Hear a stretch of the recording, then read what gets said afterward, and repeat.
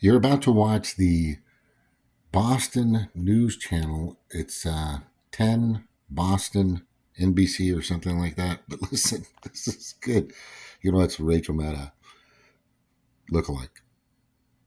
All right, Eli Rosenberg, live for us from the No Kings rally at the Boston Common. Thank you so much. Let's bring in NBC 10's political commentator, Sue O'Connell now. Sue, the Boston rally is obviously the biggest happening in our Commonwealth, but there are over 50 planned across the state today, over 2,500 across the country. So let's put this into some context of what's going on across the country today. Yeah, so it looks like this will probably be one of the biggest protests in recent memory across the country with all of these events. We've seen photos that have been posted and videos at NBC 10 Boston, at our app and our website, from all across the state, with people rallying, gathering, protesting the Trump administration. Now, the challenge here, of course, is that the Trump administration and many Republican leaders have portrayed what was happening today in advance as an anti-American, hate America,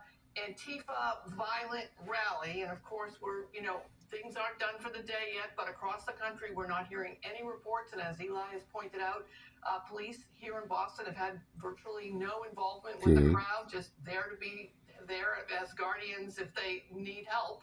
So how does the Trump administration and the Republicans respond to this when it comes to Monday? Now, a reminder, we're talking about a government, a federal government that has been shut down and has been shut down by the Democrats. Wait, what?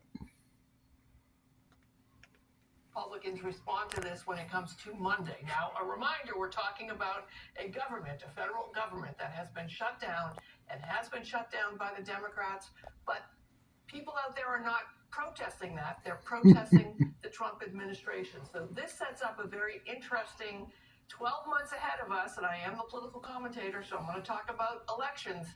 The midterm elections are coming up in November, and all of this energy the Democrats want to turn into actual voting to take the House and the Senate back from the Republicans. And what's going to happen for the Republicans on the federal level, for Trump and the lawmakers, Speaker Johnson, is they're going to have to somehow figure out how to reframe what happened this weekend, since it's clearly not Antifa and violent hate American protests, and how they can perhaps turn that into, let's focus on the Democrats not negotiating to open up the government. So there's a lot of political maneuvering that's going to happen starting. Can perhaps turn that into, let's focus on the Democrats not negotiating to open up the government. So there's a lot of political maneuvering that's going to happen starting probably tomorrow morning at 10. Okay, thank you for that, Sue. One more question here as this event starts to get wrapped up out on the Boston Common. We've already seen a No Kings rally this year, the one back in June that happened, coinciding with the Pride Parade back in June at the beginning of summer. What are your big takeaways this time around? Well, obviously, this time around, they have 10 months worth of, I would say, evidence of what the Trump administration planned to do and is enacting across the country. So they actually have some points that they can gather and protest about, which will give them the foundation for the Democrats news to broadcast win in the midterm today. Election. So has this stuck? Right, so if you do this as long as I've been doing it, you see a number of protests. Obviously too long. Years. Remember the Tea Party movement back? I brought that up today. Republicans that actually resulted in Republican lawmakers getting ousted, and still the Tea Party is a thorn in the side of the Trump administration when it comes to House representatives and Congress. So the issue becomes, can this be turned into something that will persist and go on? It looks like it might.